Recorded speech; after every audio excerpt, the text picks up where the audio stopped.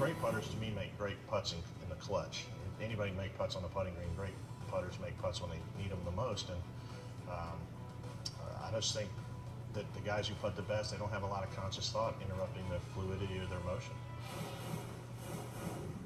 Back with Paul Azinger for some putting tips and drills, and everybody loves tips and drills. You want some more from great players, go to golfchannel.com or download the app Golf Channel Academy. Everybody, Paul, as I mentioned, loves putting tips and drills. I did, tour players do, fans do. What were some of your favorites? Well, I'm not a huge drill person, but I do have a couple of 3 decent drills, Brandel, and this is my all-time favorite drill. You know, I'm all about being visual and as natural and as relaxed as possible when you're putting. And I think that if you really want to find and identify what is a natural stroke for you, you just look at the hole while you're putting during the stroke. I mean, that's as natural a motion as you're going to make. If something happens when you're looking at that putter head, I don't ever watch the putter head when I putt, Brandel. I want to make sure it starts on the line that it's aimed, but that's about it. But looking at the hole just seems to free you up, and it actually is the natural motion. It doesn't really even matter if you're making them. What you're trying to identify here is the actual motion, so that when you do look at the hole, yeah, I'm going to miss everyone just for this videotape. But when you're looking at the hole, you're making the natural flowing motion that's natural for you. And then when you want to start looking at the ball, you just try to duplicate what you just felt. You know, from the very first part of the show, you're talking about aligning to cups, things above the hole. Yes. The black and white, and this drill. Nothing that you said today is specific about how you take the putter back or how you grip it. None of that mattered to you. No, well, I mean, it does if I'm going to work with somebody and I see an obvious flaw. But for me personally, I know what my path looks like, and I know it's pretty good. So I'm not going to wrap myself up in the complexity of putting or the complexity of golf, the game itself. I want to simplify that which is complex. And for me, it's just to be relaxed. You know, make that natural motion. Putt as if you're trying to run into something. I don't want to get wrapped up in all that stuff. And if you're looking at the hole, you're releasing the putt. It's just released naturally. It's fluid. I watch guys, you know, practice with one hand, and then you see guys try to putt with the claw. And I don't understand the philosophy behind the claw. But the point is, you can do it any way you want and make putts. I showed you earlier, you know, you can stroke it like this and make a putt, or you can, you know, cut across it and make a putt. Of course, you know what I'm saying? I mean, it doesn't have to be perfect. It has to be what you own and what you've kind of dug out of the dirt yourself on the greens.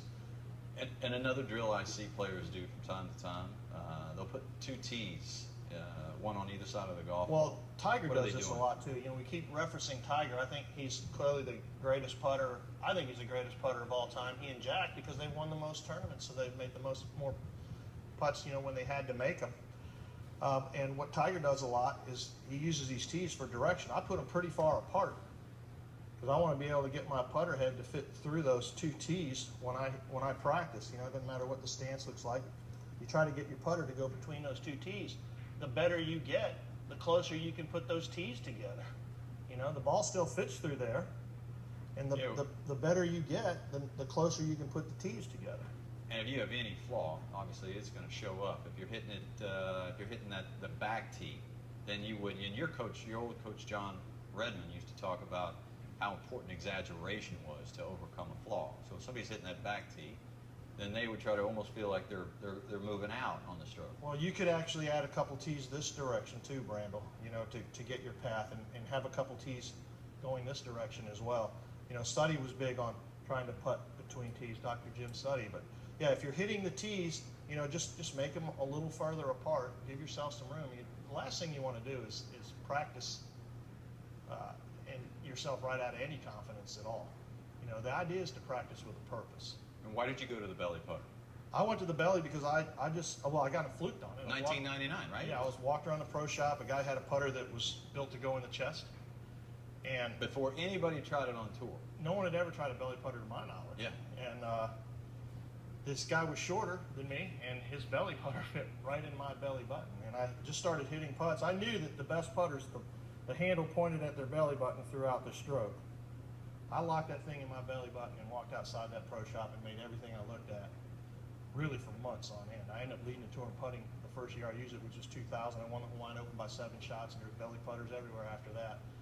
So, you know, off I went. But I don't putt with it anymore. I haven't. It's not foolproof, but it sure did make me better instantly. There's a million ways to skin a cat, especially on the greens, and everything's subjective to the individual. The best lessons that I've ever got, I controlled the lesson.